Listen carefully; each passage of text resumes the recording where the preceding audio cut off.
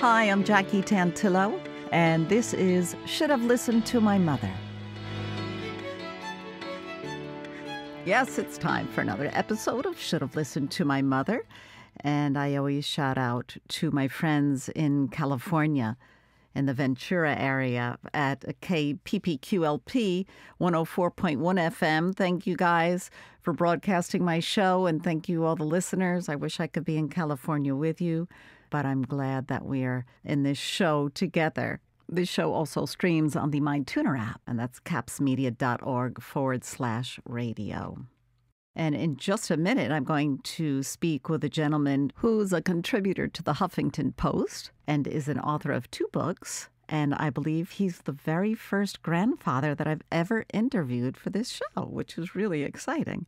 We're going to find out about the role my guest mother played in his life and also his perspective of how his daughters are raising their kids today and the generational differences of raising children. Hello, Grandpa Jeffrey, and welcome to my podcast. Great to be here. You can call me Gramps, and you're making me feel old since I'm the only grandpa you talk to. Well, I've interviewed many grandmothers. You're just on the pedestal at this moment because you're the first grandfather. And I apologize if I'm making a mistake to any of my other guests, but I believe that you are. So nice to have you on the show. It's an absolute pleasure. It's a real honor on my part, sir. So we are going to get to your latest book called I Don't Want to Turn 3, which features your grandchildren. But initially, we're going to start off with getting to know your mom and the role she played in your life. And are you who you are today because of or in spite of your mom? And I usually start off by asking your mother's name, or how did you refer to your mom? Oh, well, obviously I call her Mom, but her name was Faye. And everybody, all her friends called her Faye. So we grew up in small town Ohio, and it was my brother and myself, and we were very lucky because my uncle lived up the street and my grandmother lived a couple blocks away, so it was a real family unit. And so, yeah, my brother and I, we loved our mother. And it was a country that we were 50 miles away from the big town of Columbus, so we had our all small town. But she was from the big town of Columbus, so we went to visit her relatives every other weekend. And was it the kind of thing where you could just go out the door and go play with your friends and you knew to come home for dinner? Oh, yeah. You know, again, that's a whole different world than it is today. But, yes, when we were growing up, that's what we did, played baseball, basketball. We knew it was time to come home when it was dark. But, one of the things you asked me is, how did your mother influence you? What did she do that you can say you can put your finger on it right now?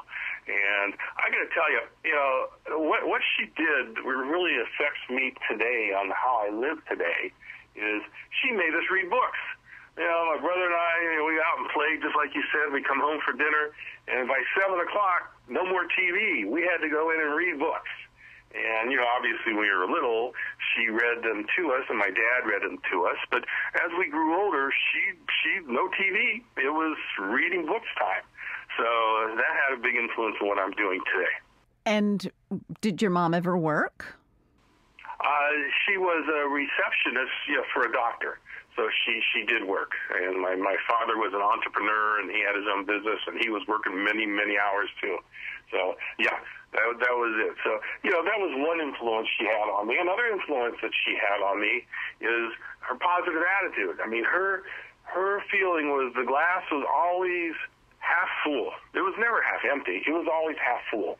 So we were always looking at the bright side of life. What can we do to improve our lives and even help others? So all that came from her. Can you give us some specific ideas of the kind of volunteer work you would do around town helping out? Oh, yeah. I mean, we always were at the food drives. I mean, we were at the, St. Vincent de Paul, where we were doing, passing out the breakfast and the Christmas and the Thanksgiving. It was all part of our life. In other words, that was part of what we did. Our part of what we did was to give back to others, to help the less fortunate. Because she felt very fortunate that we have a pretty good lifestyle. So she wanted to make sure that she ingrained in my brother and myself that that we can't forget about other people. Because this world is hard, and she knew it. And are you and your brother very similar, or describe the relationship between you and your brother and the impact your mom had? Is it the same or different on the two of you? Well, it really is interesting how kids are so different. Yes. Okay? In other words, when we start talking about my grandkids, they're all different. And so my brother and I were different. We took different lives. We took different paths. But I think we were both influenced, and, that part of you got to make sure you look out for other people. I think both of us have a piece of that. Well, that's good. So it really rubbed off. And Yes. and what role did your maternal grandmother play in your childhood, or your paternal grandmother? Well, my maternal grandmother died when I was like 5 or 6, so it plays very little. But my paternal grandmother lived until she was 94. And talk about influence. I mean, here was a sweet lady. She had lost her husband, dying of a heart attack when he was 49. She took in one of her nephews to live with her because his parents had died. So she raised him just like she was. And she really was this sweet lady who always was smiling. And when you have grandparents like that, it makes you feel like, they're really, this is a great world. I mean, so she went through all kinds of hardships, yet she was the one smiling, and she was the one that lived forever. I mean, we all wish we could live until we're 90, especially with the attitude that she had. And so, I remember when I was having my kids, and we were interviewing her on what she liked to do in life, and she just kept saying, "I just want to help others." And I think that's a trait that many of these grandmothers have. Once they're past 70 and 80, they kind of realize, they're special because they're still here. It's very true, but I'm sure she suffered quite a bit, her generation, your grandmother, and maybe perhaps that helped her feel more fortunate. Well, yeah, and you think about today's world. I mean, how many people have we lost because of this pandemic that should have lived until their 70s or 80s or 90s? We all have to take advantage of every single day because we don't know if we're going to be here tomorrow. So, it brings it back home is if you have all these conflicts, why go through it? Because you may not be here. You've got to be able to take advantage of every single day and maximize how you can contribute to the world during that time. Oh my gosh, it sounds exactly like my mom. She would always say, "What are you doing for the world?" when she'd be frustrated with us. We had to give a percentage of our allowance, which was change, Right. A percentage had to go to charity. But I'm so glad she taught us that. It was the beginning of everything for us. How about your mother? Please tell us a little bit about her upbringing and how many siblings she has. My mother was the youngest of 3 children. Her 2 older brothers were, one was 7 years older, the other was 3 years older. And we've got to give these people a lot of credit. They grew up during the Depression. They grew up during the World War II. This was the greatest generation this country has ever produced when you think about it. They're the ones that kept us and kept democracy going. They're the ones that fought to keep this world free. Her 2 older brothers were in the Army, and so they were in Europe fighting for us. And then they came home. So if you take a look at generations, my mother's generation really was the greatest generation ever. They saved the world, they came home, and then they built America. They built the suburbs, they built the businesses, and I think they learned from all that hardship. And I think that's one of the reasons that my mother was so optimistic, because she grew up in this hardship kind of a generation where, when it all came to the end and they were victorious, that they really learned how to live.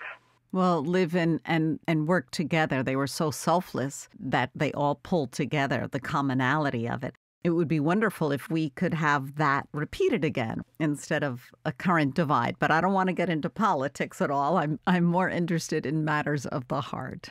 You've mentioned your mom had a huge influence on your life, including the reading of the books and the generosity and kindness to others. Did she ever go to college? Yes, they both, my mother and dad, went to Ohio State University. And what was a lot of fun about, maybe 15 years ago, we live here in Arizona, and so Ohio State University was having their alumni meeting, and I took them to this alumni meeting. They were the oldest people there. It was great. Oh, They had all these people from Ohio State that graduated years and years ago, but they were the oldest people from Ohio State, and the attention they got from all these young kids was spectacular. It just shows you how important this older generation is. Because as we all grow older, we grow wiser. If you take a look at all these decades, we start to add up. We learn a lot, and the reason we learn a lot is because we make a lot of mistakes. And so, as you get into your 60s and 70s and 80s and 90s, like my great-grandmother did, you become so wise. And it's behemoth of all of us younger people to just kind of absorb that wisdom, because that's the only way we're going to get it. You've mentioned that your mom is very optimistic. I'm assuming she had a normal, ordinary, happy, hopefully very happy childhood. Yes. From the stories she told, it sounded like she was just a normal kid, which is great. And hopefully the kids we're bringing up today will turn into normal kids too, without war and without depression and all that. So, yeah, she grew up to be just a happy-go-lucky girl. And when you close your eyes and you see, sense, and feel your mom as a child, what's a memory that is pretty impactful to you? Well, it's security. In other words, with everything else that was going on in the world, we could always go home and feel secure. You felt love. You felt protected. And so, that's what she was to us. Was it the kind of thing where you guys would get hugs all the time, or was it actions or words that you felt that? A combination. I think that when you look back and you think about what is love, one of the most important things that I learned from her, and hopefully we are all teaching others, is when you love, you will teach others how to love. So I think that if the older generation can teach this younger generation how to love, they will learn how to love. Wow. Gramps, Jeffrey, I love that. It seems really so simple, and yet it's a lot harder than that, because it doesn't seem to be as readily available with the way life is being lived by so many people today. And there's a difference in how kids are being raised today. Well, let's talk about kids, because this is what my book's all about. And let's talk about this latest and greatest generation compared to the generation of when I grew up. As a baby boomer, trying to understand how the world evolved since I was 3 years old, it was also part of my story in my book. My parents didn't have cell phones. They didn't have the internet. They didn't have cable TV. They didn't have remotes. I was my mom's remote. She'd say, "Son, go change the channel." And I'd go change the channel. So, my parents' definition of discipline is quite different than parents of today. Has today's world made for a better place for children to grow up? I'll let your listeners kind of answer that question, and weigh in how they were treated growing up compared to how we were treated as growing up today. So this generation, and I really do feel that the kids that are 1 to 10 years old today are going to become the greatest, the best generation this country has ever produced. They are the ones that are going to lead us into more democracy and more getting together, more harmony. And why do I say that? Well, first of all, this is the first generation that really was brought up on the internet. Okay? These 2, 3, 4-year-olds, they understand how to use the internet. They understand how to use cell phones. They understand all the information, how to do iPads. They are getting and learning so much faster than any other generation ever that, they are going to be smart. Now, it's up to us, you and me, to learn from our parents and balance what these kids are learning today through all the internet and electronics to what the wisdom that we can present to them about living life and what are the most important things in life and what we need to do. So it's just so important for baby boomers today to get involved with their grandchildren because they need that balance based on everything else they're learning through the internet. They definitely need balance because the technology is not good for anyone, I believe. Now, you were talking about discipline before. What were your mom's tactics for disciplining you and your brother or your brother? Oh, well, discipline has changed a lot since today. No, I want to hear about your day, your mom. In my day, if my mother got upset with my brother and myself, she would say, "Wait till your dad gets home." Okay? And so my dad would come home, he'd whip off his belt, and he would chase us around the kitchen table with his belt. That was discipline. So we were given the fear of God. My dad had this fraternity paddle. And, he used that also besides his belt. And so one night when they weren't in the house, my brother and I went into their bedroom and we got his fraternity paddle. And it was late fall and the leaves were on the ground and we took it outside and we buried it in the leaves. And the next night it snowed and, piled onto the snow with the leaves. And that spring, when we went out to look for the paddle, it was gone. And to me, that was a miracle. The paddle was gone.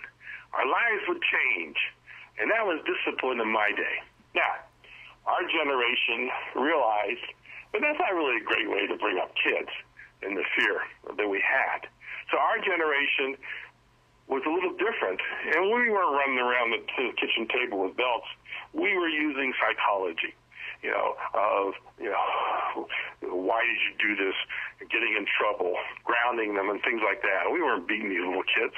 And then our generation, our kids, have taken it a step further, and they really have perfected how to raise up these kids. A majority of the kids nowadays send their little ones to timeout. So they have to go in the corner and look at the wall. Kids don't like that because, they don't want to be all by themselves. They don't like to be separated from their friends. And so that's how it has all changed. And I think it's for the better. So when your dad would chase you around the table and you went out and you hid the paddle, did you ever, as you got older, was that conversation ever brought up again? Did you ever find out what happened to the paddle? No, and he never knew either.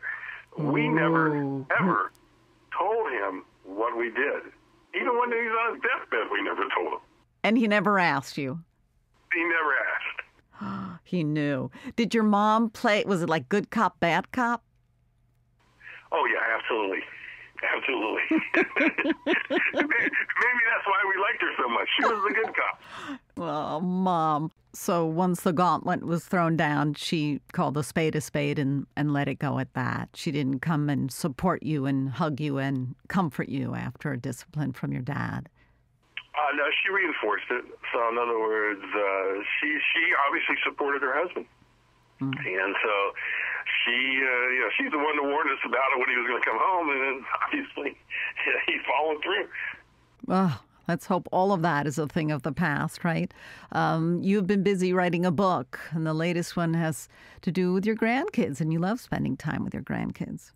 What is it that inspired you or motivated you to take this step to write a book? Because that's not an easy thing. What is it? Was it one thing or more than one thing that got you motivated? Well, living this past year because of the pandemic caused by COVID-19, in isolation, except for being able to be with my family, gave me a special time to watch and interact with all these grandkids. I got to tell you, what a trip. All 6 of these grandkids have completely different personalities, but the one thing they do have in common is their sense of curiosity and how excited they do get when they do accomplish something new. So watching them grow year to year and how they interact with each other really is the basis for this book. When you spend time reading with your grandchildren, it must bring memories back of you and your mom when you were young, because you said that that's what it was very important to her, that you guys spent time reading. I loved when I read to my boys. We read everything from the Harry Potters together to the little ABC books, and it was really, really a memorable time in all of our lives. Well, when you sit back and think about it, there are all kinds of benefits to reading to your children. One of the benefits is the bonding. It gives you a chance to really spend time together. I mean, if the child, and I'm looking at it from a grandparent standpoint, but the same thing from a parent standpoint, a child sitting on your lap, you're spending time together. It really helps that bonding process. Because again, when you're a grandparent, you may not live in the same area that your kids live in, like you did when you were a child. So bonding is important. Another thing about reading to books to kids is it supports listening skills. Now, you and I both know, as we grow older, that listening skills is the most important skill that we can acquire. Because if we learn how to listen, then we can communicate better. We can really sell better. We do whatever we can in our life as long as we're listening. So the benefits of reading to your kids creates the sense of supporting the listening skills. It helps with the cognitive and language development. I mean, there are plenty of words in all these books that they do not understand, so it gives you a chance to explain it to them, helps them really learn and learn more than just what they do during the day. And then it also helps with attention span. These little kids, 2, 3, 4, 5 years old, they like to bounce off the wall. They're all over the place. But if you have them sitting in your lap for 15, 20 minutes, it helps with that whole attention span and the key concentration and self-discipline skills that they're going to need later in life.